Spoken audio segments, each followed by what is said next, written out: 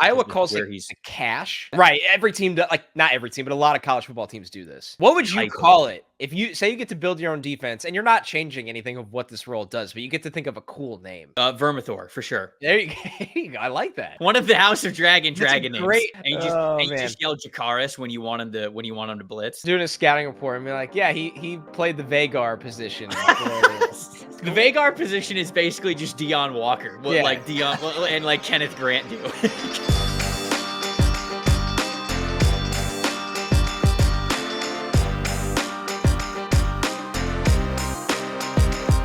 Welcome to the opening bell of the NFL Stock Exchange podcast. I'm Trevor Sikkema. That is Connor Rogers joining you for another edition of the Summer Scouting Series. Come towards the end, Connor. We only got a couple of positions left. We got an exciting one today to talk about. It is cornerbacks. And as you and I, just went back and forth before we hit record, we realized we watched a lot of different corners. How did this happen? Some people don't love when that happens, but to be honest, guys, it just means that you get to hear our thoughts on more corners. So that's what we're going to do today. We're going to give you each our top 10 because there's a lot of corners to get to. So, Connor, before we dive into that, how you doing, my friend? I'm great, dude. And I think it's a good thing for a group like this, right? This doesn't really work if it was quarterbacks. This doesn't really work as much, if it was the offensive tackles. But it feels like with corner, which is always so deep in different ways. And not necessarily deep in, hey, we got 12 guys that are going in the top 50. But more so deep in the fact that, yes, you're going to have your blue chip, but you're going to have some guys that play the slot. You're going to have some guys that play only outside. Yes. I was telling you, and I'll get this right off the top, somebody like Sebastian Castro, who only plays the slot for Iowa and is kind of built like a safety and plays like a safety, I'm going to include him in my safety rankings out of the gate. When I finish all my rankings for the season, not during summer, I do my top corners, my top slot corners, and my top safeties. But during this, I'm doing just corners, just safety. So some of the slot only guys will be in safety rankings for me, but you got to some of them as corners as well, which I think is a really, really good perspective. So you're going to hear a lot of different names from both of us on this show today. And I think that shows the depth of the position and the variance of the usage of the position. While it's called cornerback, some of these guys, Trevor, are doing totally different things. Right. I was just about to say that. There's so many ways to both win and lose from the cornerback position. It's a weird position because it's kind of like baseball, right? You talk about a guy, like if you succeed 4 times, but you fail 6 out of 10, what are you? You're a Hall of Famer, right? When it comes to batting and being at the plate, that's kind of how it is with cornerback. Failure is just a part of the position. And a lot of times when you look at these other positions, like offensive line, for example, if you let a guy beat you for a sack, sometimes you can be playing 50, 60 snaps a game. And if it happens twice, people go, wow, you had a bad game. For corner, it's like that happens all the time. And you just have to be more comfortable with it. They say that short-term memory, like a corner, that's something that you need. And we're going to get to explaining what goes into that for a lot of these different guys. Because there's just, like I said, so many ways to not only win, but also lose at the position. What matters more to you? The higher ceiling, the more aggressiveness, the higher floor. We'll get into that with a lot of these guys here. So before we got into it, want to let everybody know that PFF's running a sale for fantasy football season. If you have a fantasy football league out there and you want to win it, get a PFF subscription, PFF 25 or NFLSE 25 as a promo code. If you want to help out this podcast, get you to 25% off a PFF subscription. You can get all the premium stats, all the fantasy tools, the unlocked mock draft simulator. Obviously, you guys are draft fans because you're listening to the show. You get all that stuff at a 25% discount if you use the promo code NFLSE 25. Connor, let's get into it, my friend. Who you got? Let's go 10 through 6. We'll rapid fire, although this is probably not going to be as rapid fire because you got a lot of guys who aren't similar on the list, but I'm curious to hear who you got 10 through 6. So 10 for me was Kobe Bryant from Kansas. Yeah, nice. 9 for me was Tommy Hill from Nebraska. 8 for me was Travis Hunter, the two-way player from Colorado. So I had him much higher at wide receiver than corner. Oh, I thought that would draw some kind of reaction. Whoa. 7, Dorian Strong from Virginia Tech. Okay. One of 2 very good Virginia Tech corners.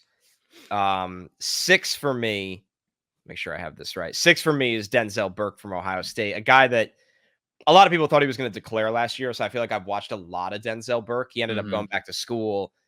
I think he would have been a day 2 pick if he was in last year's draft. So he's in good standing right now, Denzel Burke. But yeah, Kobe Bryant, Tommy Hill, Travis Hunter, Dorian Strong, Denzel Burke round out my 10-6. All right, we have to start with Travis Hunter. We're gonna give the people what they want here. Less than 5 minutes into the podcast, you've got him at 8. I'll just be honest, I have him at 3. Okay, So I've got him I'm CB. surprised. I've got him CB3 in this class.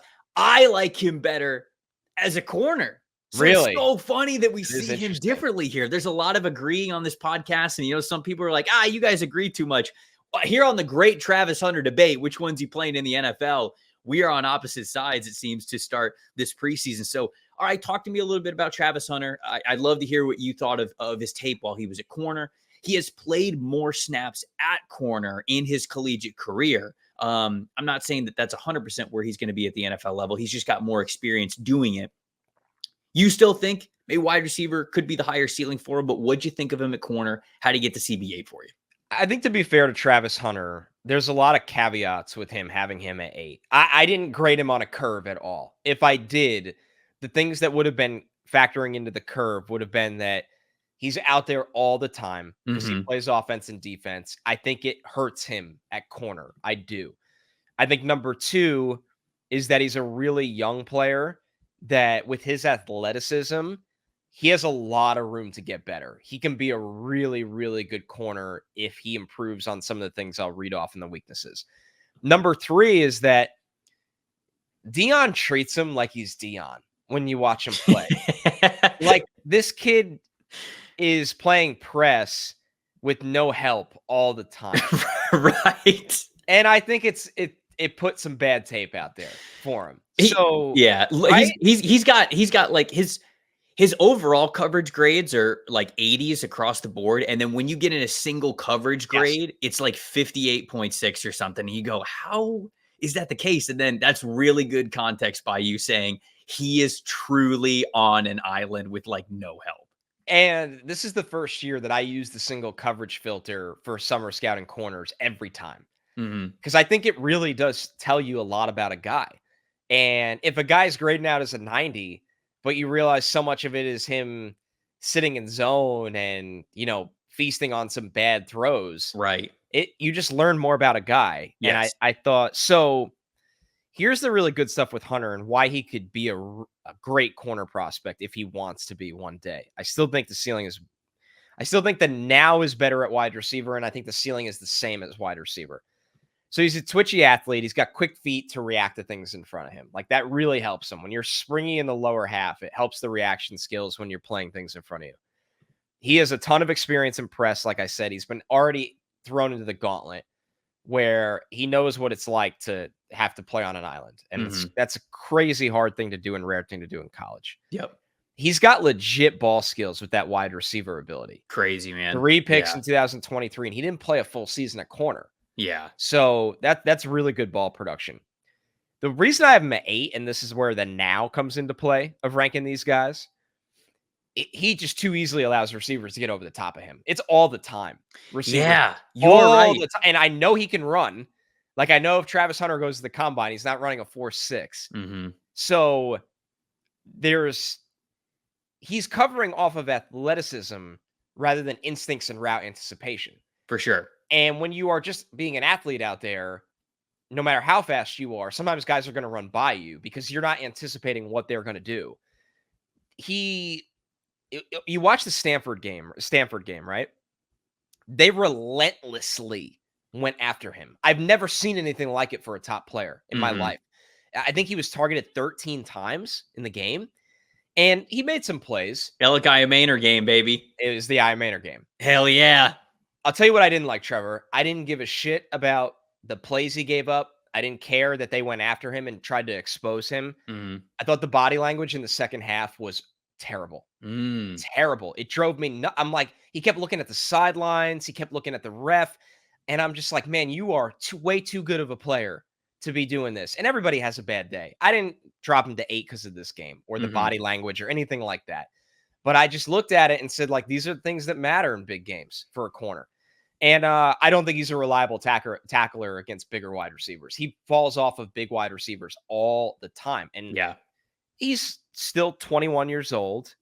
He's 180 pounds. Like he's gassed probably. Right. I think my big take on Travis Hunter is that it's amazing what he's doing, but it's doing Travis Hunter, the NFL prospect, a disservice. And Mhm. all of these things I'm saying, like the body language, the fatigue, I don't want it to come off of me insulting him Mhm. personally. I think there's a lot of reasons for that. But I'm watching the tape, and this is what the tape told me.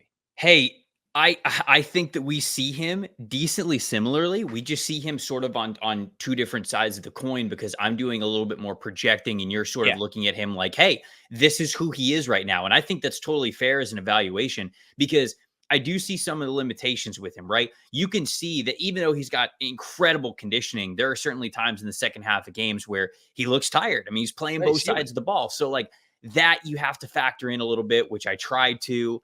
Um, you look at that lack of anticipation. Well, it's because he's not fully devoting all of his time to being the best corner that he possibly can be. You know, he's also trying to make sure that he can be a great wide receiver as well. And right now, I think wide receiver is the position that he's played less. So he's probably focusing a little bit more of his time on it to be better in that area because this team's got to score a lot of points, obviously. So I think that goes into it. The single coverage grade is, of course, the one that bothers me with him because right now, you mentioned he plays island coverage a ton. And because he doesn't have that anticipation, because he's gassed from playing wide receiver, because he kind of like lacks the fundamentals of like the footwork and when to get his hands on guys and everything, it's just it leaves him in trail technique a lot, which I think forces a lot of open targets in our system. It will be registered as an open target, even though he's able to kind of catch up to these guys and disrupt the catch point a little bit. That I think goes into the grade, and I think that's all fair criticism. The reason why I have him at CB3 is because the ability for Travis Hunter, and it's funny that he plays the Dion role sometimes where he's in press man island coverage, because I actually think he's best in zone. If you leave him in off zone, the way that he watches quarterbacks and the timing that he has to put just enough space between him and the wide receiver to make a quarterback think, oh, I got his ass. And Travis Hunter goes, no, you absolutely do not. And he will either break on the ball immediately, get his hand in there for a forced incompletion, or some crazy interceptions like we saw. The TCU game's a great example. I can't remember if it was that Stanford game or not. Was it the Stanford game where he had a rep? He was in off coverage in the end zone, and there was a route that was like an out route to the near pylon. And that I think technically should have been like Travis's zone. And he took one step in that direction, and the quarterback was like, oh, okay, I got him now. I'm going to throw to the guy that's in the middle of the end zone. And Travis Hunter immediately went back I to think it so. and had like a great pass breakup that could have potentially been an interception. That's the stuff nobody's doing. Right. Like, that's the stuff, like the off coverage instincts you paired with the ball skills that you mentioned are just so rare. I mean, the playmaker mentality that this guy has, you talk about things you can't teach, like speed, fluidity, all this kind of stuff. The mentality that this guy has to be a playmaker as a cornerback is just something that does not come around very often. And so when I look at a lot of the inconsistencies that I think you're right for pointing out, I am willing to say, okay, you're not playing wide receiver at the NFL level. You are devoting yourself fully to corner. I would love for him to be primarily, now obviously he can play press man coverage, but like, hey, run a lot of cover three stuff, run a lot of quarter stuff, get off the line of scrimmage, be staring at the quarterback, and let's make magic happen. Or let's make magic happen. That is something that I project him having a high impact role when it comes to the NFL level. Because I do think that people look at Travis Hunter and they say, oh, Dion, longer corner, he's going to play press. But I think the better role for him is actually as an off coverage zone defender because of what he can do with his anticipation in that area. So that's how I see Travis Hunter. I am choosing to see him through rose colored glasses of not having to play 1,200 goddamn snaps in a single season. And Insane. I think he'll get a little bit better with the anticipation there. So we had to have the Travis Hunter No, it's a conversation great since way to lead off the show. And yeah, for those that missed it, I had him as wide receiver 4 in that rankings. So I had significantly him wide higher. receiver 5 behind Io Maynor, Egbuka, McMillan, and Burden. Yeah. So Anyone else there that kind of caught your eye that, Who is 10-9 for you? 10 was Kobe Bryant, 9 was Tommy Hill. Okay, I watched a little bit of Kobe Bryant. He's 13 for me of the 16 guys that I watched. So real quick, thoughts on Kobe Bryant, the cornerback from Kansas. I'm going to make sure that we're better with that. So yeah, I mean, he's a feast or famine player. Yes. Here's what's interesting. I have him as 6 feet tall, but 168 pounds. Yes, so do I. He's got a little Emmanuel Forbes going right now. That is the early player comp because it can't be anybody else. So. I mean, listen, this dude, he grabbed 4 picks in 2023. The forced fumble against BYU. If you haven't watched his play, you guys could watch it after or even now if you want to, just keep the show playing. He comes down on an outside run, plasters the ball carrier, picks up the own fumble that he caused, and brings it back for a touchdown. It's one of the sickest plays of college football last year. It really is. But man, he's a gambling man. Like, he's a riverboat gambler. Yep. He just feast or famine style of play. And here's the thing that ate me up, Trevor, is like, you watch the games against UCF and Texas. What did both those teams have last year? Pro wide receivers. And I thought those were his worst games. He got beat. He got beat by Baker. He got beat by Whittington. He got beat. And I think that he gets bounced around a little bit because of that weight throughout routes. So Kobe Bryant, fun player, incredible college player in terms of the way he can change a game. Yep. But he needs to gain about 10 pounds and become a little bit more. Yeah, I was being kind of kind. He needs to just become a little bit more consistent rather than the gambler. And yeah, 10 was maybe even a little kind from me. Yeah, but if I factored in, like, you watch some slot guys and I didn't watch it, like, if I was throwing some of those guys, like Sebastian Castro, if he was in these rankings, like, Kobe Bryant's not in the top 10. Right, which he is for me. So I guess that makes sense. Some added info on Kobe Bryant, whose name is spelled Cobee, by the way, and then which Bryant is very helpful. Is spelled the way that you think it is. I found this on Kansas's website. Quote, "My biggest role model is Kobe Bryant," of course. He's not referring himself to the third person. He's talking about the actual NBA legend, Kobe Bryant. My parents named me after him because they knew that I was going to have a big dog mentality. Then he goes on to say, it gets better. "My favorite player growing up was Randy Moss, and I model my game after Deion Sanders." So within the span of 4 sentences, we have a Kobe Bryant reference, a Randy Moss reference, and a Deion Sanders reference. Folks, it does not get any higher of expectations than that. And that's exactly how he plays football. Like, he's a shooter. Okay. Yeah. This guy is a shooter, and you have to respect it. You have to put respect on his name. You know what else? I found this when looking up some high school profile stuff for him. So he also played on the basketball team. He was named the 2018 all-conference, all-defensive team in basketball. I almost made his player comp Patrick Beverly. I was so close to doing it. His personality is probably not that different. And it feels like it is. Just the most in-your-face, talking shit, lock you down, sometimes kind of, again, feast or famine type of a defender. You mentioned a lot of the things that he does well. I mean, he's a riverboat gambler. The last sentence that I have for his little scouting summary for the preseason, his bottom line is his build will not be for everybody, but his play style is really fun to watch. And obviously I think there's going to be some coaches that are like, yeah, man, just give me this dude anyways. I did not watch, Tommy Hill. Yeah. Let's get a couple of thoughts on Tommy Hill, who you had at number 9. I'm really excited about Tommy Hill. Nebraska corner, by the way. He's the Nebraska corner. He's played both wide receiver and corner in college. He's returned kicks. He's a former top 200 recruit in his recruiting class. He started out at Arizona State.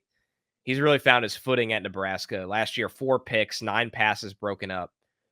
He's really well built, like a really well built human. He is over 6 feet tall and 204 pounds. Ooh, I like it. He's built like a safety. It. But he was in Feldman's Freaks article. He's expected to run a sub 4.40 and apparently has posted a 40 plus inch vertical. I think 42 inches. Whew. Yeah, he's a freak, this guy. Freak show. 42. He that wide receiver background, like Travis Hunter, shows up with the ball skills. Like, he makes plays that change the game. He does, I think, in coverage when he gets beat, he gets caught in between when wide receivers are in their release of being like, do I play physical or do I play off? And then they already get the release and he starts to throw the hands and it's too late. So that's a little technical hiccup that I think if he starts to master that, and to be fair to Tommy Hill has played wide receiver and special teams a lot, and now he's just settling into being a full-time corner.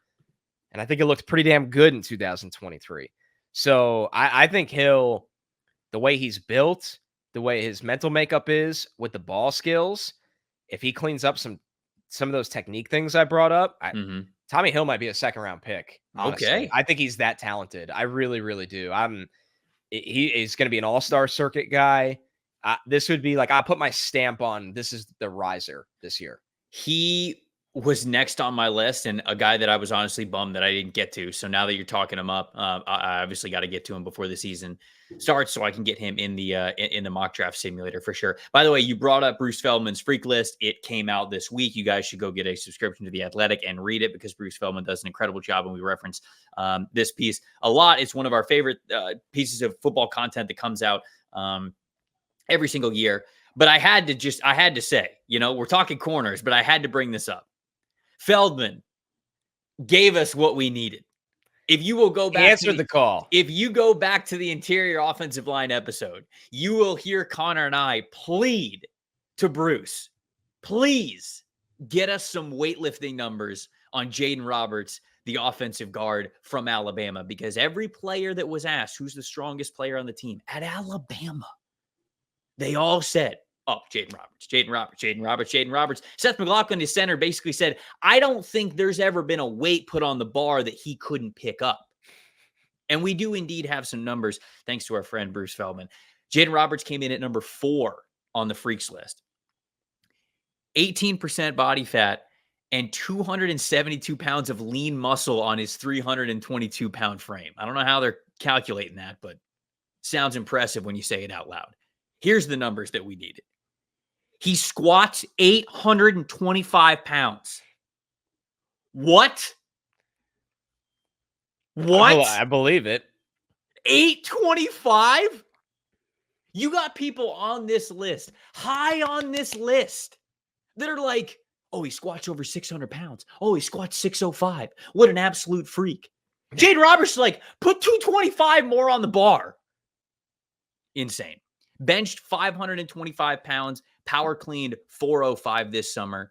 And then there's a clip of him doing like a sled push at 16 years old with 1,400 pounds on the sled. Truly some of those bonker numbers I've heard. You, when I sent this to you yesterday, freaking out about it, you correctly pointed out that, a lot of weightlifters, they're like, oh, I'm in the 1,000-pound club, squatting, benching, deadlifting, combine that weight and it's over 1,000 pounds. I'm in the 1,000-pound club.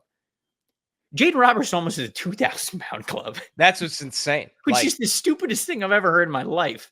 That's what's insane, is that if he actually worked towards it, but he's also a little busy with school and football, he'd be in the 2,000-pound club. Nah, he doesn't need it. Crazy. Just take weightlifting classes. That's all he needs. The only other guy that I wanted to hit on in your 10 through 6 is Dorian Strong from Virginia Tech, redshirt senior, who I think you had at 7, if I remember correctly. Yes. Because I have him at 6. So nice. We see him pretty similarly there. We talk about him, and then I'll run through my 10 through 6 because there are a couple of guys not on your list that I wanted to get to. But Dorian Strong, man, really interesting player. I mentioned Virginia Tech, redshirt senior.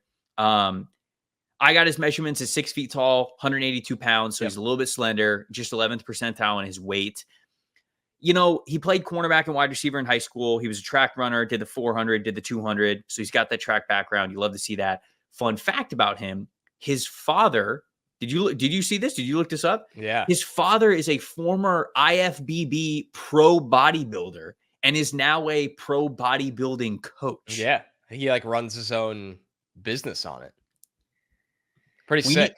We need to get your son some steroids. Well, what's funny is the top line for him in weaknesses is that he needs to put on more weight. That's what I'm saying.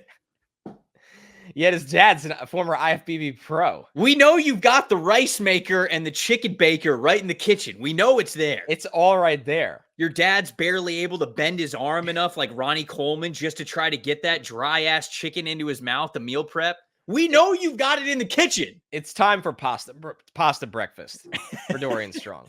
Something I frequent in quite often. So I love the pasta breakfast. but you and your lovely wife make incredible pasta sauce. So I mean, that's It's if it's 10 a.m. on a Saturday and Friday was a sauce night, I'm a bowl of rigatoni is absolutely I'm so my jealous cereal. that you have a night that you just like, it's sauce night. Usually during the season, it's Sundays because I come home from Jets and I'm gassed. But as soon as I walk in and if I see a loaf of bread about to go in the oven and the sauce is simmering, it's like it's nothing brings you back to life easier than that. Maybe that's what Travis Hunter needs on the sideline to not get gassed. Something to think about. Just some sauce. Marinara is keeping Travis Hunter on the field for 98% of the snaps. So Dorian Strong, what's crazy about him, Connor? They don't throw him the ball. Did you literally never catch this? Probably the most frustrating watch I had. He had over 700 total snaps that he played this past year. Now in coverage, it was like 350 or something that he played in coverage. They targeted him 35 total times. Never. He gave up 9 receptions. Now, it's not like he was like Champ Bailey locking him down. No, that's the funny thing. They just don't throw the ball. He was fine. Like, he's a good player. Right. But if you were basing on advanced metrics for him, you would literally think he's 2009 Revis. Right. Yes. Yes. You're like, wait a second. If you just look at the catches allowed, you're like, yeah, this guy's an absolute first ballot Hall of Famer. And they just happen. I mean, I don't want to totally take it away from him. He deserves some credit. He plays well in off-zone coverage. They play a lot of off-zone coverage in Virginia Tech schemes. So you're pretty far off the ball, but he does a really nice job of being able to jump routes and get the comebacks. And, he could disrupt the catch point while being, 5 to 6 yards off the line of scrimmage at the snap. And so when quarterbacks kind of look his way, they go, yeah, this guy's open, but Dorian's kind of looking, he's close enough. And so he warrants a lot of no throws. And I'll take that as certainly a win for how well he's able to space himself in coverage. But still, they did not cover, or they did not throw to this guy. He was just got a working rarely tested. Yeah, go ahead. Do you think it's because he wears number 44, which is traditionally, you would think a safety or outside linebacker wearing it?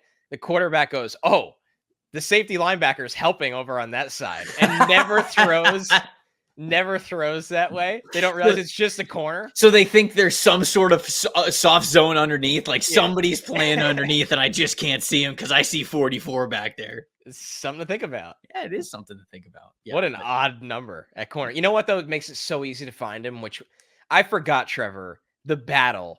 Let me just say this. I forget who I was watching, but I was watching a game, and I think it was at Old Dominion. And sorry, Old Dominion, if you're catching a stray that you don't deserve. I think it was you, though. Damn. So, like, when you're watching corners on coach's tape, it could be a bit of, ants in a magnifying glass at times. Sometimes, yeah. So I was then watching the end zone angle because it was, I think, on a pass breakup or a close play. And it's a vertical throw down the sideline, and the camera pans over. And all of a sudden, the person just dropped the camera.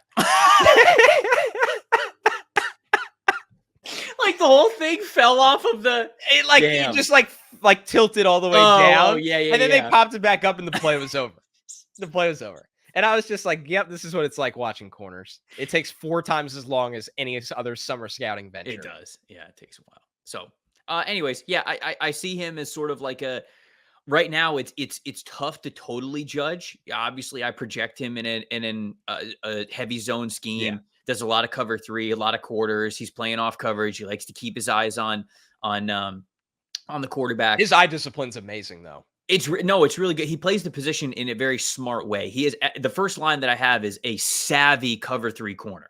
Yeah. And I think that's because of, like you said, how well he's able to look at where the ball is, look at what the quarterback is looking at as well, being able to mirror and match that pretty well, even though he's not hip for hip with the wide receiver. He does a good job being able to warrant a lot of no throws. Tackling, not exactly his strong suit because of the low weight percentile. Tougher for him to get off blocks. I definitely noticed that. Like when he did get locked up with receivers and run defense, it was tough for him to get off blocks. So strength is something that he's got to improve upon. But the rest of his game is pretty solid. He's just not tested a lot. Yep, I'm with you on that one. He's a really rock solid player. Like he doesn't, not a lot of action comes his way. He's very competitive. I like his awareness. I like his recovery speed. I think he has the build if he puts on a little bit more weight where he's going to be an NFL outside corner. So we saw him exactly the same. Okay. So my 10 through 6, I got Maxwell Hairston at 10 from Kentucky. That's a guy I didn't get to watch. Quincy Riley from Louisville at number 9. Dorian Strong, I mentioned I have at number 8. I said 6. I think he's 6 for wide corners, but including slot corners, he's actually number 8. Jahdae Barron from Texas, who is sort of like a safety nickel corner hybrid type of a player. I saved him for the next show. Although there's talk about Barron playing more like wide corner this year. Interesting. So, yeah, which I think could potentially mitigate a lot of the weaknesses that I have for him. Okay. So it could be good for him. Anyways, I have him at 7, and then I have Sebastian Castro from Iowa. You mentioned he is their nickel back, but he's sort of this like pseudo safety, big hitter type of nickel back. I have him at number 6 because I think he's a slot corner at the NFL level. So, well, I want to hear about the Kentucky player because he's one of the true corners that I didn't get to watch. So Maxwell Hairston, redshirt junior from Kentucky, listed at 6'1", 185 pounds. He's going to be somewhere between like 180, 185 pounds. He is, again, another guy who's just got a longer, slender build, which it felt like was a theme throughout this cornerback class. So there are a lot of things that I liked about him. The way that I view him is sort of similar to Kobe Bryant. Like it is a ride. It's an up and down. But I actually think that Hairston has both a higher floor and a higher ceiling than Bryant is. That's why I have him higher in the rankings. So played both defensive back and wide receiver when he was in high school, played high school football in Michigan, won a state championship, which I always just like to note. Obviously, football is a team game, but hey, if you won a state championship in high school, I like to note that you're coming from a winning program. You know what it's like to win a championship. Also ran track and played basketball there. He redshirted his first year at Kentucky, played sort of sparingly in 2022. He played in all the games, so he was just a rotational guy. Last year, he started all 13 games for him. The nickname is Mad Max, and also noted that he was on choir in high school, and his hidden talent is that he can sing. Interesting. I might have to ask him about that at the combine. Just for everybody out there, you know. Let's see what you got, Maxwell. If he ends up going to, actually, it doesn't even matter if he goes to the team that's on Hard Knocks. Normally, like the rookies do that like talent thing where they got to stand up in front of the team and like do something like tell a joke or do magic or sing or something. Well, if he's out here, maybe he's got some pipes. We'll be able to see it, you know. So just wanted to shout that out. So despite him being of slender build, he's actually a really nice wrap-up tackler. He takes a lot of pride in run defense.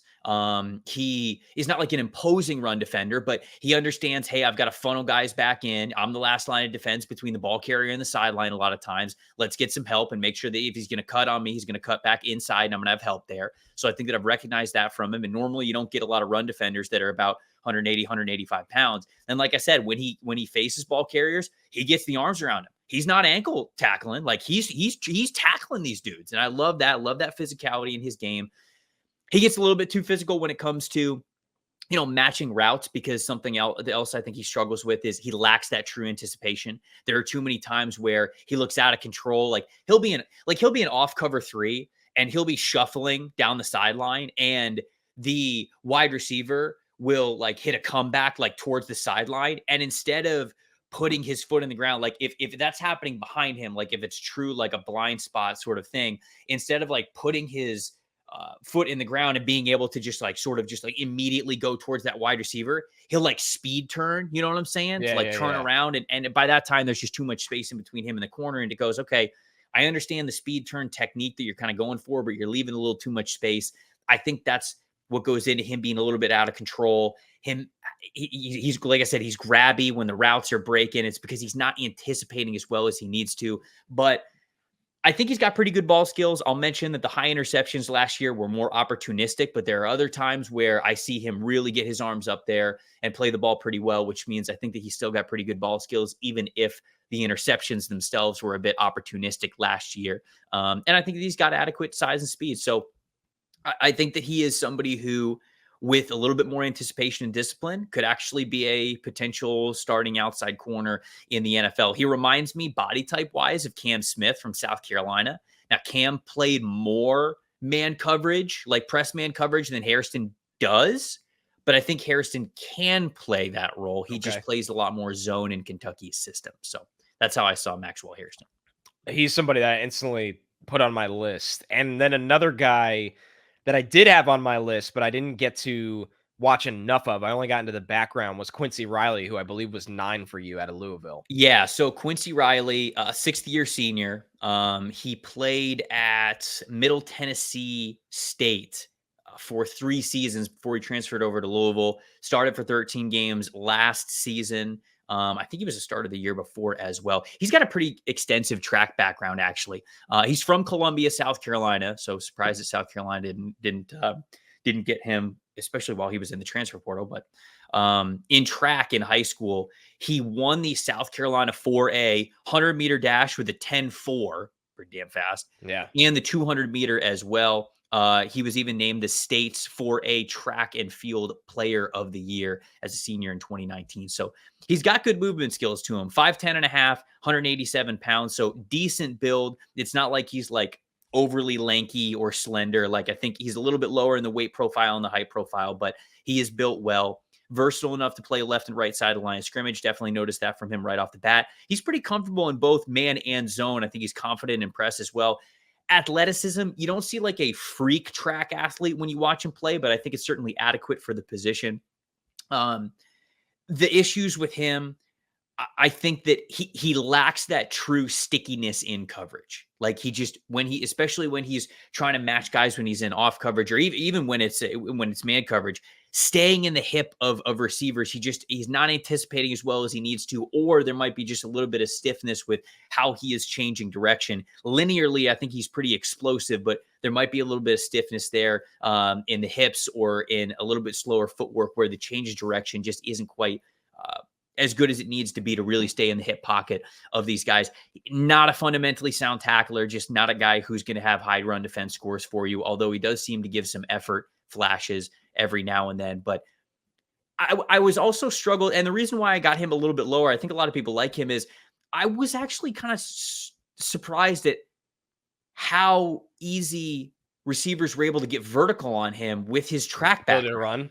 Yeah, and it's almost like, man, I think that you should be able to open it up a little bit more, especially with 10.4 100-meter dash speed. That's pretty damn fast. There were just too many times where guys were getting vertical and be able to create some space, and he didn't have that recovery speed to make up for it as easily as I thought that he would. So all around, a pretty solid player, but 6th-year guy, which I think is going to go into it. And after starting for 13 games last year, if the NFL thought highly of him, I feel like he would have left last year. So I think the NFL just might be a little bit lower on him. I wonder if it's because he just doesn't have that true stickiness right now on his tape. So then 8 for you was Dorian Strong, right? Yep. A guy that we saw very, very closely. Yep. Okay, and then get into some of the slot guys. So Right. So I've got 2 of these slot guys here. It's a little bit different of a conversation. Right. Jahdae Barron from Texas, redshirt senior. He has been their sort of like star position for the last 3 years, which is aligned it as like an apex defender in between the outside corner and the line of scrimmage. The reason why you kind of give it that flexibility is because sometimes he feels like a box safety kind of coming down. Other times he could play at the linebacker level if the offense gives some pre-snap motion and they're shifting things. If they're shifting the strong side of the line of scrimmage from one side to the other, Barron can shift inside. He can play with the linebackers in the box. And so he is truly this star apex type of defender for them. 5'11", 195. So he's got good size for being a slot corner type. Played wide receiver, defensive back, and punt returner in high school in Austin, Texas. Also ran track. He is a big time track guy as well. 200 meter dash as a sprinter. This is his quote from, I think Sarkisian. I believe Sarkisian said this. I do not think this guy gets nearly enough credit for the player that he is on our team. He's extremely impactful. He's got one of the highest football IQs on the team. It always feels like he's at the right spot at the right time, and we ask a lot of him. The PFF grades are lower for him. Like the coverage grade is like 68.6. Single coverage is in the high 50s. And the forced incompletions is low just from naturally playing in the slot. But I think he's better than his PFF grades indicate or he's more talented than his PFF grades indicate, because PFF grades, you got to remember, folks, it's sort of like how well you do your job. And the job of an apex defender slot corner is very, very difficult. It's just very, very difficult to do all of those things really well. So you're going to get dinged here and there. It's going to bring down your grade naturally. But I think he's got adequate size and strength for the position to be a totally versatile defender. Really good power and strength to work through blocks to get tackles. Really good run defender. Good feel for spot zone coverage when he's dropping back. He doesn't have a lot of true experience in like a back pedal. So when he's asked to back pedal, it looks a little bit awkward for him. He's more of like a shuffler. He's more of somebody who's going to play inside outside leverage on you. And he is going to like angle his body to play that leverage about as sharp as he possibly can, which kind of goes into the technique of how he's dropping into zone. Hips are a little bit slower to flip, which makes true slot defense more difficult for those shiftier wide receivers. And I would say the top speed for him is good, but sometimes the acceleration, the 0 to 30, if you will, not quite the 0 to 60, but the 0 to 30 sometimes takes a little bit of time, which again makes some of the shiftier slot players a little bit more difficult for him. But it goes back to your point about him maybe moving to outside corner. Right. And because I read that he might be playing a little bit more wide corner this year, like true corner. And if it's he kind of interesting when you listen to your scouting report of him that it could actually benefit him. If he gets more comfortable in those back pedals, then all of a sudden we're really rounding out how he is able to cover from a press alignment. My early comp for him is Tyke Smith from Georgia last year. Just this sort of bigger, more powerful slot defender who can match up against tight ends, who will really come up and run defense, but might struggle with some of those more shiftier, quicker wide receivers. So that was Jahdae Barron for me. It's going to be interesting because now I'm going to watch him for safeties like I planned, slot safeties. And I wonder if I'm going to be like, damn, I wish I evaluated him, projected him as a corner. That's what's funny with those guys. And then Castro. Castro is the guy, one of the guys I'm most excited about to talk about during the safety show because I have seen him play and I think he's really good. Yeah. I don't think he's best suited to be a corner. Like, I think some of his best work can be this versatile, big nickel, plays in the box. Like, what did you think when watching him? Yeah, I mean, I have him as a slot corner because that's where he's played a lot for Iowa. This is a 6th-year senior guy, so he's got a lot of experience to him. He's listed at 5'11", 210 pounds. So like that weight profile, 210 is 96th percentile for a corner. So you can absolutely say, hey, this is more of just a shorter, stockier, stronger safety prospect who, like you mentioned, big nickel, maybe his like position, if you will, is more of a safety. I could totally see that. I was just kind of grading him with the slot defenders. Iowa calls it a cash position. Yeah, it's right. Every team, like not every team, but a lot of college football teams do this. Right. Like I'm not a defensive coordinator, but like it's cash, jack. What are you talking about? Star, we're money, both coordinators. Right. Yeah, of course. Like there's so many different ways. There's so many different names for that. What would you call it if you say you get to build your own defense and you're not changing anything of what this role does, but you get to think of a cool name? Vermithor for sure. There you go. I like that. Yeah. I just one of the one of the House of Dragon names. That's a great move. Just any of the dragons' names work. Balerion, the giant, the Black Dread. The Viserys road. Yeah, Balerion. He's the Balerion of the defense. And you just yell Jakaris when you want him to blitz. Doing a scouting report and be like, yeah, he played the Vagar position. You're like, wow, it's sick though. It's cool. The Vagar position is basically just Deion Walker. Like Deion and like Kenneth Grant do. I might need to change Kenneth Grant's comp to Vagar. Yeah, actually. Done. The baddest MFer in the land. So, yeah, I mean, it's there is a lot to like about Sebastian Castro, who had really high grades last year, right? I mean, like his coverage grade, overall slot grade, 87.8, coverage grade versus a clean pocket, 89.5, coverage grade on passes in which the quarterback holds the ball for more than 3 seconds, 90.9. So this guy's like covering you throughout the whole damn route. He did not have a ton of interceptions, and he somehow earned a wins above replacement average of 0.57. That's nuts. That's almost double Mason Graham's. Crazy. 0.57 of a wins above replacement as a corner is nuts. It's hard to impact the game that way. And it is because he is such a good run defender. Right. He is such a good run. An Iowa defender. DB that plays the run? Yeah, no man. Way. I mean, He's got the strength to line up one-on-one against tight ends. Reliable and relentless run defender is how I wrote it here. He's got decently quick footwork and hips for change of direction and acceleration.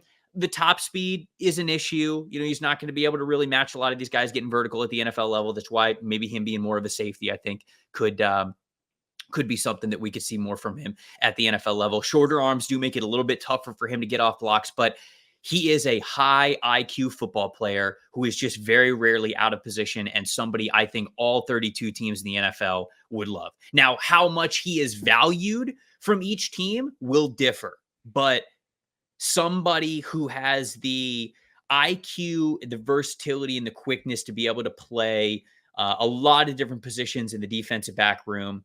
My early comp for him, it's not perfect, but you remember Dwight Smith? He was on the Tampa Bay Buccaneers 2002 team, and Smith was actually like a safety who played outside corner for them a little bit, but then he played inside like nickel corner for them. And he was like that pseudo safety kind of a player. He was like that third safety kind of a guy who could be a big nickel for them. So that usage and size profile kind of similar to that of Dwight Smith, but Dwight played more outside corner than I think Sebastian Castro is going to. So he's got a great background of him and his brother growing up, playing ball, challenging each other, WWE style wrestling in the background or in the backyard with him and his older cousins. Like it's a story that when you talk about what he loved getting into as a kid, you can understand why this dude is tough as nails, why he loves the physical parts of the game. And you just don't find that a lot with corners. So Sebastian Castro, somebody that I think a lot of teams are going to like.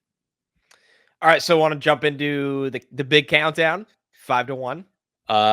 Yes. I want to make sure we didn't miss anyone no, we covered everyone. No, yeah, I think that we're good there. Oh, before we do that, I got to shout out our friends who are sponsoring this podcast. This episode sponsored by our friends over at BetterHelp. With everything that you got going on in life, easy to let your own self-care get put on the back burner, but it absolutely should not. When you aren't yourself, you're feeling your best, it is hard to put your best foot forward in other areas. Therapy is a great way to take a little bit of time out for yourself to recharge and recalibrate. This is a personal endorsement. I've been doing personal therapy for over a year and a half, and it's been awesome. It started out as something that I needed help sort of dealing with something serious. And it's kind of evolved to where I got a lot of help, with the tools and just talking through all of that and to become at such a better place. But even after I kind of worked through a lot of that, I didn't stop. I kept going.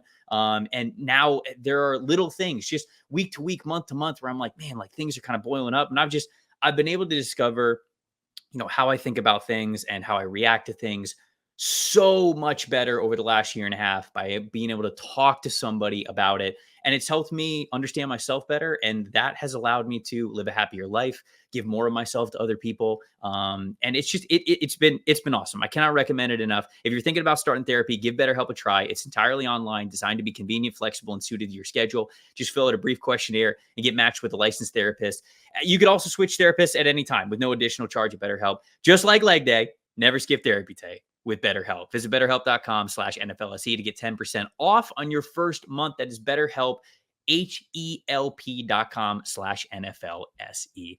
Go check them out. All right. Yeah. 5-1. Let's get into it. All right. So number 5 for me was Mansour Delane, the other Virginia Tech corner. Damn, I didn't watch him. He's in your top 5? I liked him better than Strong. Damn it. I did. I thought he was a little more athletic. It's on me. I think there's not a wild gap. He's athletic. He's younger. He's tall, long, big strides to cover turf. I think he's really physical with wide receivers before the catch. He's not afraid to throw his body around as a tackler. I like the play style. I like the mental makeup. There's just the length and speed to thrive in press for him. I think he could be a legitimate press corner. There's things he's got to work on as a young corner. He gets caught giving up a little too much cushion at time to wide receivers. He's a step late reacting to in and out breaking intermediate routes. Just, beef up that route anticipation.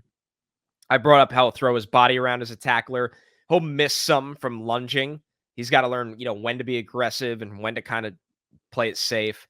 But Mansour Delane at 6'1", 180 with his speed and his length, I think Virginia Tech could ask even more of him this year. I really, really do. This corner duo they have with him and Strong, they're going to give quarterbacks a lot of problems on the outside when they're trying to throw the ball on the outside, because these two have lockdown potential. And I just thought Delane looked a little bit more of a springier athlete with a little bit more size. So I really liked what I saw from him. Dave Sofaro, our head of communications at PFF, he was telling me a couple weeks ago, he's like, hey, watch out for Virginia Tech. Sneaky team. They have talent. Good players that not enough people are talking about. Dave was telling me. So, Yeah. man, now I got another corner that I got to watch. 5 for me was Denzel Burke from Ohio State. Okay, he was right. He was 6 for me.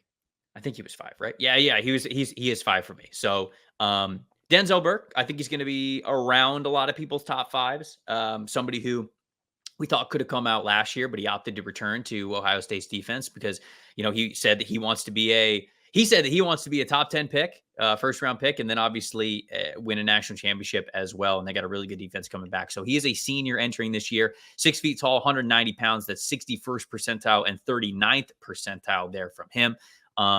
Also played defense back and wide receiver in high school, as a lot of these guys did, from Scottsdale, Arizona. Started all 13 games as a true freshman in 2021. Started 11 games in 2022 as a true sophomore, but he was playing through injury. Yeah, he didn't look right that year. Just did not. You're right. He just did not. When we watched him for summer scouting last year, I was like, man, like there's got to be something else here, because a lot of people were really talking up Denzel Burke.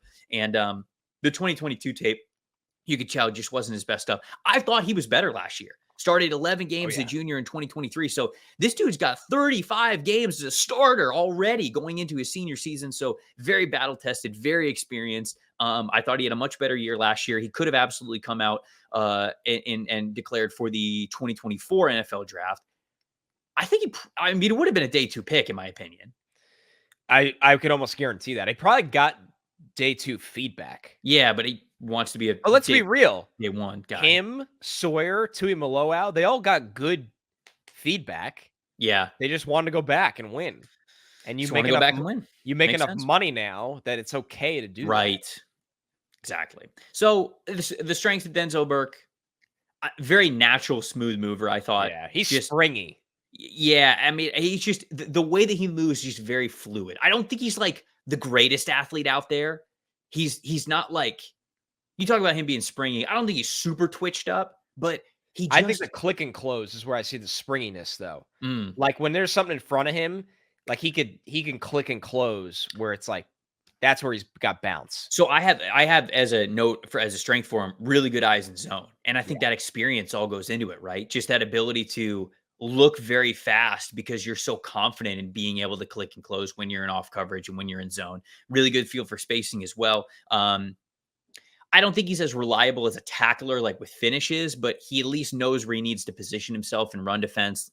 Sort of like what I was saying with like Hairston, where it's like, okay, he knows that he's got to protect the sideline here. So he's going to put himself in between the sideline. He's probably not going to make the tackle, but at least his body's going to be there. And the running back's probably going to be forced inside. He's got a pretty high forced incompletion rate, despite a lack of interceptions throughout his career. So you want to take that into account as well. 20.8 forced incompletion rate, which was 91st percentile for last year's tape. Sometimes I think his feet can be like a tick slow when he's coming out of press. I don't know if that's because he wants to play in trail and like wants to have recovery speed, but it was almost a little bit perplexing. I was like, you're comfortable in trail, which I think can be a positive, but there were too many times when it led to open targets for me. So I had to note it as a weakness that the feet were a little bit slow out of press coverage. I think he's a good all-around athlete. I don't think he's a rare all-around athlete. And then I mentioned the tackling there for him. Honestly, I think this dude's just really solid. Like, I think Denzel Burke could potentially kick inside to be a nickel corner for you on some reps. He could certainly play outside corner like he's been doing at Ohio State. That all-around versatility, I felt like Sean Murphy-Bunting, certainly with his similar size as well, was kind of a decent comp for him. I know some people might, want to shoot higher on that, but Murphy-Bunting played outside and inside for the Todd Bowles defense, and then he signed a pretty dang good contract with the Tennessee Titans. I was gonna say, that's pretty fair. Yeah, I mean, like I thought that, and Murphy-Bunting was a second-round pick as well. So that's kind of how I view Burke right now. It's just a really solid, versatile, natural, smooth mover at corner. He's not the biggest guy, Burke. For like, I have him 5'11" and 1/8, 193, where so many of these guys are over 6 feet tall now. Oh, I Right got on him at the 6 foot. You got him at Yeah, 5'11"? I don't think he's 6 feet tall, Mhm. Hate to see that. but he's a good player. He does a lot of things the right way at the position, and I think the reaction skills help him make plays on the ball, help him stay on his targets. He doesn't allow targets over the top of him too much. He understands that. So, yeah, Burks just rock solid in this class. So, he was 5 for you, 5 for me Yep. with Delane. Burke was 6 for me. 4 for me is a really interesting guy. He was on Feldman's freaks list, and that is Savon Ravel, the corner from East Oh, Carolina. yeah, the ECU guy. ECU I guy, didn't watch him. I gotta watch. originally from Lewisburg College. He's a redshirt senior. He is 6'2", 188 pounds. Ravel is big, explosive, and fast. And when everything becomes a vertical foot race, he is plastered to wide receivers' hips constantly. Last year was his Love first that. year as a full-time starter at ECU. He broke up 6 passes. He grabbed a pick. The compete level is through the roof with this guy. I could see him. I don't know if he's going to go as high. I think that'd be a little rich, but I could see him being viewed the same way our guy from Toledo rose up last year. That went to the Eagles. Oh my God. It's amazing how I like Oh, brain Quinyon Mitchell? Quinyon Mitchell. It's amazing Yeah. how one draft class goes out the door in your brain because I have literally from summer scouting like 200 new names in, Dude. and he has not played a preseason game yet, Quinyon Mitchell. Dude, I probably shouldn't say this, but I was on Rich Eisen's show the other Whoa! day, and yeah, I'm With gonna brag there. the big man himself? Yeah, no, Rich was on there. Yeah, it was Oh, great. wow, that's when you know. I've only Um, done it when the big man's on vacation. wow. Okay, we got to Yeah. get you a Rich rep. We got to get you I'm the a Rich little nervous. the Go Rich ahead, rep though, there. please. So, he was asking about a lot of stuff. You know, we were talking Ayuk. You know, we were talking some like offensive rookie of the year guys. And when he was talking about like, okay, well, who do you think, you know, it's like a sleeper to win offensive rookie of the year? You know, how do you think the quarterbacks are going to do all that kind of stuff? Marvin Harrison. He was like, yeah, big sleeper. Get ready for this one. And you've never heard of him before. But he asked me, he was like, one of the last questions that he asked me, he was like, all right, what about defensive rookie of the year? And when he asked me, in my mind, I was like, I couldn't name you one player who got drafted last year. Mason Graham? And it took me like 10 seconds to even remember like Quinyon Mitchell and Terry Arnold and Latu Latu and like all those dudes. But like when he started asking me that question, I was like, for $10,000, Rich, I couldn't name you one defensive player that was drafted last year. Dude. But I obviously didn't say that, but it was funny. No, it happens. It happens. And it's getting worse. We took summer scouting to a new level this year. Like we used to do this. We used to do top fives at every position. Yeah. There was weeks I'd watch 8 guys. Right. It's like, man, it's summer. Like they're trying to like I'll watch 8 guys and then rank the top 5. This summer, we've done top 8s, sometimes more. Yeah. We're every top position. 10. We're consistently watching 13 to 20 guys at every position. Like, right. So top 10 today. So it's amazing how all those names from last year just start to exit your brain. Yeah. Quinyon Mitchell, he's a premier player. Anyway, the guy from Toledo. Our guy from Toledo that went to the Eagles. Man, it's scary. It's scary. So Savon Ravel, bring it all back somehow. He's got that vibe to him. He really does, where it's okay, compete level's crazy and great size at the position, great athlete at the position. He gets his head around all the time and fights through the hands. Like, I would love for him to have another big year at ECU and then go to the Senior Bowl and kind of put his stamp on things like our guy from Toledo did. So, now, I mean, here's the thing with Ravel. He's still clearly learning how to anticipate routes, break on quicker routes. Like, he's athleting out there. It's a little unorthodox at times. There's not always a ton of technique, but I mean, I think as he keeps working on this craft, when you have that size, that explosiveness, that speed, that physicality, that I want the ball mentality, like it often works your way. So I'm betting on the guy, but I liked what I saw a lot. I think you're going to really like him when you watch him. You know, when you got 2 cards that you love, You gotta see the next 3 in Texas Hold'em. You know what I'm saying? You gotta play. You gotta put the chips in. You gotta bet on it. At When some you point. when you got the good cards, when you got the good traits, I mean, you gotta bet on it. And you gotta let it ride and you gotta see what happens. I've So changed a lot over the years where, like, if you're big, explosive, you love to compete, and you're showing signs that you're gonna figure out the not the mental side, but a little bit like the awareness side and the sure, instinct side. Like, sure. I've been leaning on those guys more than I used to, where it's not that I like if you're a small corner, I'm just out on you. It's just that I definitely knock off points more than I used to because it's just dude, you got DK Metcalf out there. Like, Right, it's right, just it's insane. The right. NFL, the rules are against you. Mhm. You need every physical advantage you can get in this game to play corner at a high level. Yep. Yep. I agree. Those are the guys to bet on. Speaking of players to bet on physically, I feel like this was an ideal transition. I know where you're going. I got Tacario Davis from Arizona at number 4. He's 3 for me. I figured that would be the case. So we're gonna have the same top 2. That's fine. It's a small forward playing cornerback. Dude, 6'3", 195 pounds. So 97th percentile in height, 61st percentile in weight. Buddy, we might have something here with Tacario Davis. We might have found something. Again, DB and wide receiver in high school. Him Classic. is 6'4". Are they lying a little bit? Are they? I think he's 6'3". Yeah, that's fine. Still massive. But I mean, if he's 6'4", then obviously that only makes this Then he's Brandon Browner. better for dude. Yeah, I mean, elite size and length to match up against bigger press corners. And the thing is, adequate top speed, despite like him because that's normally the give and take, right? You got a bigger corner, they normally can't run. Yep. It's tougher to flip the hips. They're high waisted. It's tougher to get the feet around. The feet can't move as quickly, but he's got some pretty decent speed, especially top speed, right? So when he's going in press coverage and these guys are trying to get over top of him, he can match him pretty well speed for speed.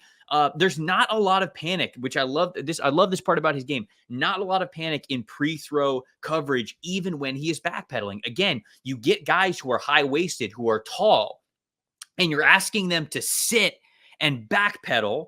Normally, when you're a bigger guy, the weight's just distributed in a weird way. So you don't feel as balanced. You're not as comfortable. Guys who are taller are often like shufflers, right? They're trying to shuffle back in cover 3, not like backpedal or anything like that. And when it comes to being in press coverage, what they want to do is they don't want to just have a true backpedal the whole time. They want to get hands on you and force you to go one way or the other so that they can then turn their hips and kind of run sideways and then get vertical and open it up and kind of match with you that way. But there's just not a lot of panic for a big man in his pre-throw coverage.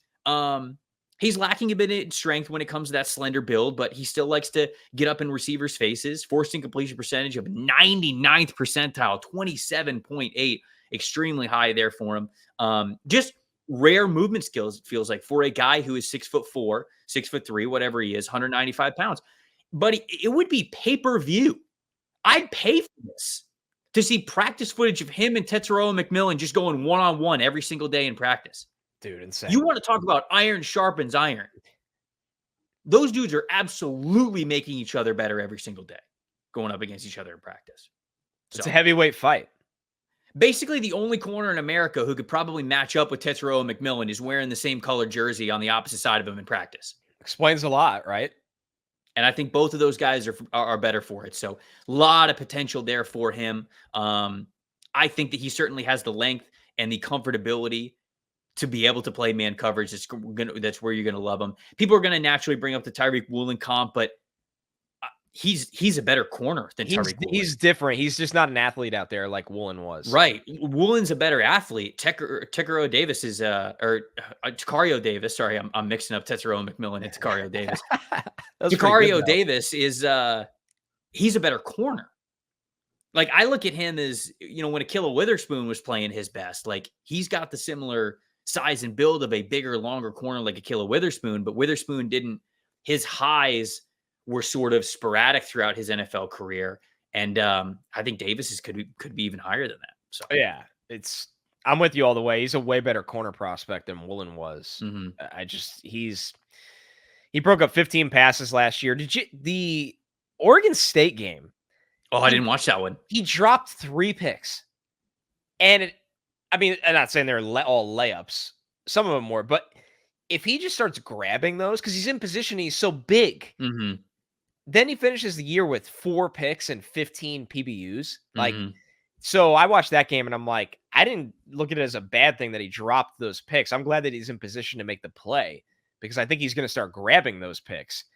He's just so big, ideal for if you want him to be a press corner, positioning. Like you said, Trevor, adequate mover for his size. Those big strides chew up so much turf against vertical routes. This guy was this was clearly a miss in the recruiting trail. This Yes. guy, like a big Yes. miss. Yes. He had no business being a 3-star or Yep. whatever he was because he's got some special stuff to him. So he was 3 for you. Travis Hunter was 3 for me. We had that combo. Yeah, so 1 and we're 2, I guess, are going to be a little chalky. I think they should be. 2 for me was Benjamin Morris. 1 was Will Johnson. Correct. And I'll say this: Davis was closer to 2 for me than I ever thought. By the way, Davis is good, man. Davis is really good. Davis, Travis Hunter, and Benjamin Morrison are close. Like all They three of are. those dudes are pretty close. They are. With Morris, he's For an me. interesting guy, right? Former 4-star at Notre Dame, Mhm. 6 foot, 186 pounds. His dad played safety in the NFL for 4 years. His dad, Daryl. All 4 of his siblings were college athletes. 2 sisters in gymnastics, 1 sister in volleyball, and his brother played football at Arizona and San Diego State. Outside cornerback with some experience playing the slot. He did Mhm. play 72 snaps in the slot over the last 2 years. He knows how to open up his hips to run with guys and as a sixth sense of when the ball is going to arrive. That really is a difference maker to me. He's extremely physical to disrupt routes, extremely physical at the catch point situations, on hands, on the ball, on the player. Once again, a guy that loves to fight through the hands when the ball arrives. And that's what that sixth sense pairs up with that ability to be physical that you kind of take away plays. You take away the ability to go up and get the football or come back to the ball or fight for the football. He had an 86.3 coverage grade in single coverage last year, 126 total snaps in single Extremely coverage, impressive. 108 were in press. I don't think he's the most fluid guy, which is the combo we're going to have at number 1. That's what Mhm. separates them. Mhm. But once again, compete, playing the ball, awareness for the ball, physicality, inside outside versatility, can run vertically. Like this guy's got it. He's got the DNA of a first round corner. I agree. I agree 100%. Giving him an early like preseason first round grade because you mentioned he just brings so much to the table that you love. He's got the athletic family background. He's already got a lot of starts for under his belt at Notre Dame, despite him just being a true junior. You mentioned how well he's able to play in single coverage is a big deal. 25.5% forcing completion percentage, which is 97th percentile. It goes to show you how sticky he can be in coverage and how well he can get those long arms really up and into these wide receivers at the catch point. The hands, I love how up and active they are in press. I mean, his hands aren't down. I mean, his hands are up and he is ready to hand fight with you. He's ready Very to well have great coached. timing. Very well coached. You mentioned very quick to transition when it comes to backpedaling to shuffling and then opening it up in full strides. I thought those transitions were really smooth from him. Good awareness already, willing run defender, just a good football player who's a cornerback. The weaknesses for him, strength, somewhat of a concern getting off blocks because he does have a little bit more slender of a build at 190 pounds.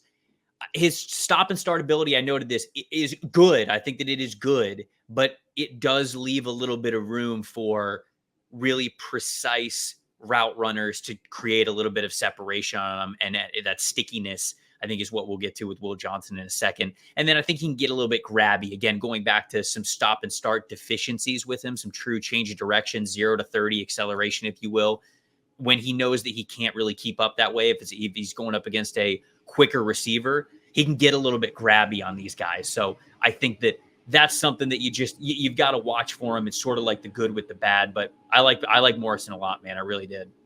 Yeah, it's just a ton to like there as a pro corner. Things that translate. The technique is in a place where you love what he brings to the table immediately. He's a good enough athlete. He's just I mean, the only thing stopping him from being number one is that an absolute freak is number one. I am very glad that you set it up like that. Like, Holy shit, this guy is good. Will Johnson's bigger and more fluid. That's what's ridiculous. He's bigger, but he moves better. This is one of the easiest evals I've ever done. Absolutely. He's just good.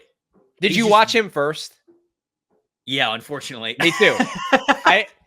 I kind of knew it, but I still did it. Yeah. And I was like, well, it's probably all downhill from here. Now, I will say that wasn't the case because the guys in the top 5 were very impressive. But I agree. It's an unfair bar to set. Yeah.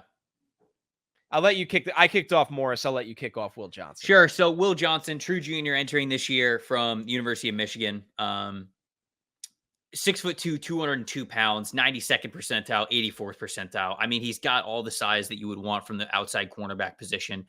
He played receiver. He played return. He played kick returner. He played punt returner. He played defensive back in high school. He was a 4-star recruit coming out of the state of Michigan. Had 5 starts as a true freshman, 11 starts last season, was a first-team All-American last year as well. His father, Dion, was a defensive back in Michigan and was part of 3 Big Ten championship winning teams from 1990 to 1994. So he's got that college football bloodline to him. You know, it's funny. His PFF grades are not as good as it is for some of these other guys, and I think that's because of sometimes the assignments that he is going up against. But when it comes to the talent level of actually turning on the film and seeing like what he is capable of, he's unbelievable.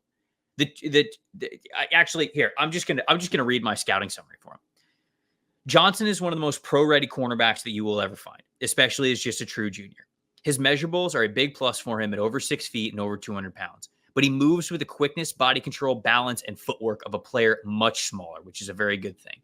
He is very sticky in both man and zone coverage with excellent understanding of leverage, technique, spacing to force no throws and create forced incompletions. He isn't the fastest corner that you'll ever see, but he makes up for it with his excellent anticipation. His only real area of improvement are the timing of his punches and press reps and some of his run defense reps. Even so, this is an easy first-round corner with a CB1 NFL ceiling. The ability for Will Johnson to stay in the hip of wide receivers at all times through any assignment, all shapes and sizes and speeds of any of these guys is unbelievable.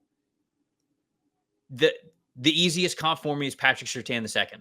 He's going to get a lot of that, I think. Because it's all right there. It's just, it is all right there for you. Patrick Surtain, one of the easiest evals that I had as a scout. Will Johnson, one of the easiest evals I've had as a scout. Like, it's just, he is so damn good at what he does. It's going to be him and Mason Graham at the very top of my big board to start the season. Yeah, it'll look similar for me. I mean, what blew my mind is why he's so physically gifted. You see Feldman's 3-cone for him? Yeah. Yes. 6'5", and it makes sense with how sticky this dude is. He's long, fluid, explosive, great hips. The hips help him mirror any route movements. But he's so smart. Yep. The route sense and anticipation to make plays on the ball is high caliber. And then you factor in that he doesn't really allow anything after the catch with his wrap-up tackling. Yep. Like, where are the one note I wrote is he's still a little inconsistent turning his head on deep throws. Okay. He's a young player. Sure. Is he still 20? I think he's still 20. I'll have to look at it. Okay, so he turned 21 this spring. Okay. But yeah, another great corner out of Detroit, Michigan, like Sauce Gardner. Wow. Yeah. Wow. It's crazy. It's crazy. The all Detroit team. I mean, Detroit is putting something together. Blocking your ass up. Yeah, you're not right. Seriously. So, yeah, Will Johnson's pretty special. He'll be a top 5 player on my big board. Like Trevor said, maybe even higher. Probably even higher. It's a good group, by the way. Mm-hmm. It's a good corner class. You got your elite at the top. Then you got guys that are probably going in the first round or trickling after him. And then you got day 2 starters. So, and that's not even like me factoring. Like, I think Travis Hunter and Tommy Hill could make really big jumps this year at the position. So, yeah, this cornerback group, I knew about Will Johnson. I knew about Travis Hunter. I knew of Denzel Burke, obviously. But man, there's a lot of really good players here. There's even some players that you have in your top 5 that I still need to watch that, I got 16 guys and I'm putting in a mock draft simulator. I probably want to get to at least 20 before the season starts to get those names in there. But it looks like a deep cornerback class this year. It feels like this cornerback class is going to be like the offensive tackle class of last year, where we might have, 4 or 5 guys as first rounders. And then even still throughout that, like throughout the top 60 and top 75, we're going to be having players go off the board, because it seems that deep. Give the people a little recap. Give me your top 10 again. I'll give them the top 10, and then we'll do the outro and get out of here. So 10 for me was Kobe Bryant from Kansas. 9 for me was Tommy Hill from Nebraska. 8 was Travis Hunter from Colorado. 7 was Dorian Strong, one of 2 corners out of Virginia Tech on this list. 6 was Denzel Burke out of Ohio State. 5 was Mansour Delane, the other corner out of Virginia Tech. Savon Ravel Jr. out of East Carolina was number 4. Tacario Davis was number 3, the gigantic corner out of Arizona. Benjamin Morris out of Notre Dame was number 2. And number 1, the blue chipper, Will Johnson out of Michigan. So 10 for me was Maxwell Harrison from Kentucky. 9, Quincy Riley from Louisville. 8, Dorian Strong from Virginia Tech. 7 and 6, I had some slot corners / safety guys. Jahdae Barron from Texas at number 7. Sebastian Castro from Iowa at number 5. Tacario at number 6. Denzel Burke I had from Ohio State at number 5. Tacario Davis from Arizona at number 4. Travis Hunter from Colorado at number 3. Benjamin Morrison from Notre Dame at number 2. And then you mentioned Will Johnson from Michigan at number 1. We would love to hear from you guys as well. A lot of corners out there, a lot of really talented players. I remember last year, as we started to get into the college football season, I had a lot of you guys reaching out to me just saying like, hey, you got to watch this corner. You got to watch this corner. He's not getting a lot of notoriety, but he's playing really well. He's shutting people down. We would love for you guys to be some of our eyes and ears here on the NFL Stock Exchange Show when it comes to those cornerback prospects, just because there's a lot of good ones out there. So let us know what you thought of our rankings, our takes here. And then give us some of your own thoughts as well, your own rankings. We love when you guys fire those off in the comments. Best way to do that, of course, YouTube comment section, youtube.com/@NFL Stock Exchange. If you are audio only, shout out to you still. At Tampa Bay Trey, at Connor J. Rogers on X and Instagram. That's where you can get your thoughts off to us. We are taking a week off. Next week is my last week of PTO that I have before the season begins, before the great journey of not seeing my family until, next May. Goodbye, family. So just pet your dog and be like, so we're taking a week off, but we will be back the following week. We'll do off-ball linebackers, and then we will do safeties. And then before the season begins, we'll give you a big board episode. We will give you a way too early mock draft headed into the season. So we're still going to get you guys all that, but wanted to let you know, no episode next week. We will be back with you the week after that. Connor, you got anything else before we get out of here? Man, we're close, dude. Linebacker and safety left. I know there's a lot of talent in both groups. For the big board, we got to do the NFL SC consensus again, right? That was a fun exercise last year. Yes. Where we merged our personal boards into one board under the brand. Right. Which was a lot of fun. Really unique exercise. And then we're rocking and rolling. Like, you know what's weird though? I was thinking about this the other day. I think about like a lot of work things when I'm driving in silence.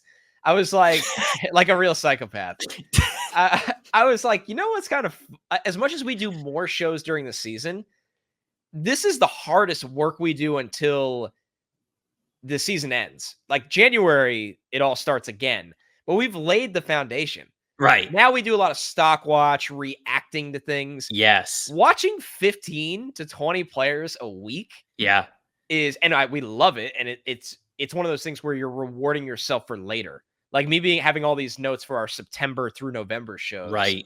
To build off of makes the job so much easier. But it's like a good feeling in a way that we're so close. It's an awesome feeling because I feel the same way about it. And, over the last 2 years of this show, we've done like stock watch episodes of like this guy's rising, this guy's falling. But this year, I feel we will have a better ability to do that for you guys and truly give you guys like a stock watch feel. So many names. We'll have more names in the tank. You guys will have heard these players from summer scouting. We'll have notes from summer scouting. It'll allow us to truly say, hey, this guy's on the up, or this guy's not playing as well as we wanted him to. So I just think that the depth of summer scouting, hopefully you guys have enjoyed it out there. I think it's going to make this fall content here on this show even better. So I agree. It'd be great, man. All right, everybody. Appreciate you guys for watching and listening. I'm Trevor Sikkema. That is Connor Rogers. This has been the NFL Stock Exchange podcast. See you guys in a couple weeks.